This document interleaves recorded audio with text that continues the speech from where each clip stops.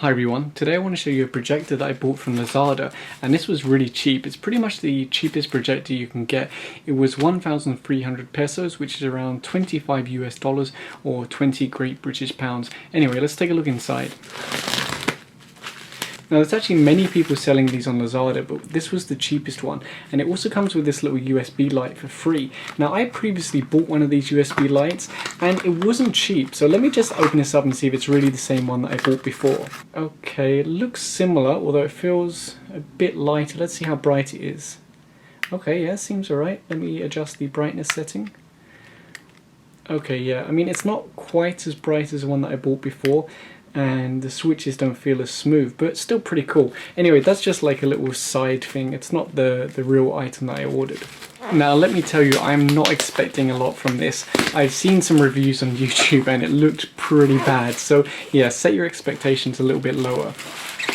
Now I'm not 100% sure if this even has HDMI, because there seems to be different versions. I hope it has HDMI, but let's check. Oh wow, it's a bit smaller than I expected. I knew it was going to be small, but I didn't realize it's going to be this small. So let's take a look at this. You can see here's the lens at the front, and it is adjustable. You can screw it in and out, so I guess that changes the focus. You can put an SD card in the side here, and you can also connect a USB drive, so you can run video files directly from this without having to connect a computer or anything like that. We've got HDMI on the back, which is good, and VGA and an infrared port.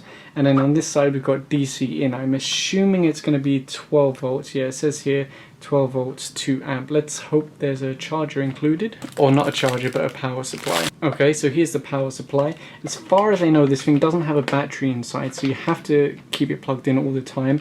12 volt 2 amp power supply. And then we've got the remote control and the AV cable in case you want to use the older style of connection instead of HDMI. So let's plug this in and see if it works. I'm honestly not expecting a lot at all, but I thought for the price I'm going to try it out. It might be okay for some people. So now I've got my bedroom light on, but I've got my video lights turned off, and I've measured this from the wall. It's around 45 inches, and that's producing a 19-inch screen.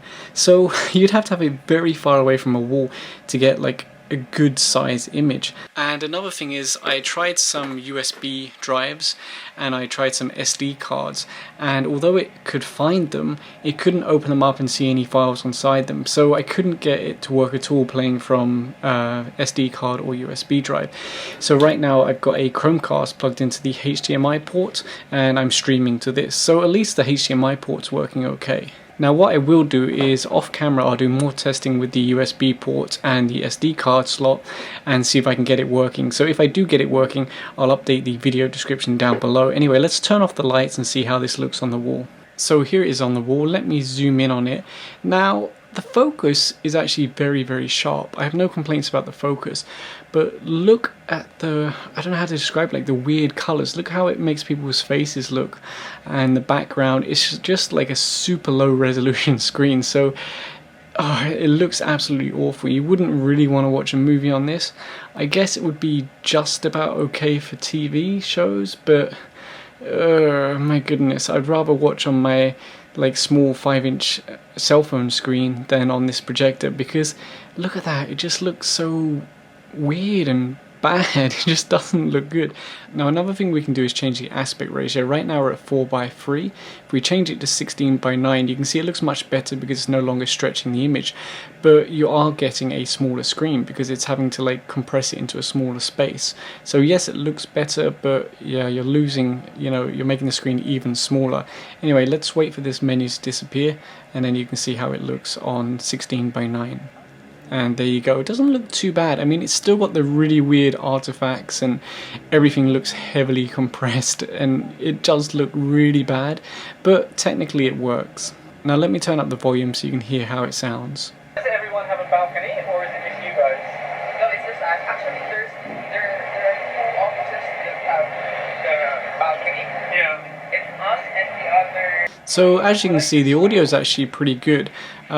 You would definitely have to play it in a quiet room. If there's lots of people talking and making noise, it's not really going to be that good, but it's acceptable. The audio is definitely acceptable. Yeah, anyway, let's flip on the lights and take a closer look at this thing. So like I said earlier, I wasn't expecting much from this, and it really didn't deliver much. The good points about it is that the focus is actually pretty good, and it is bright enough. If you turn off the lights, it's reasonably bright. The downside is that the image quality is just absolutely awful, and the projected screen size is very small. Now of course, the bigger the image, the more light you need, so that's probably why they're kind of restricting it down to a smaller size so that you can see it quite well. I don't know what to say. Should we take this outside and like try and project on a big wall? So I'm outside now, and I've actually got a pretty big display. It's 60 inches diagonally, and we're 130 inches from the wall. And you know what, if you look at it from a distance, it doesn't look too bad. I mean, I still wouldn't enjoy watching it, but it's not that bad actually. I'm quite surprised. It does, you know, it kind of works. It's better than I expected. And let me zoom in on the image so you can see.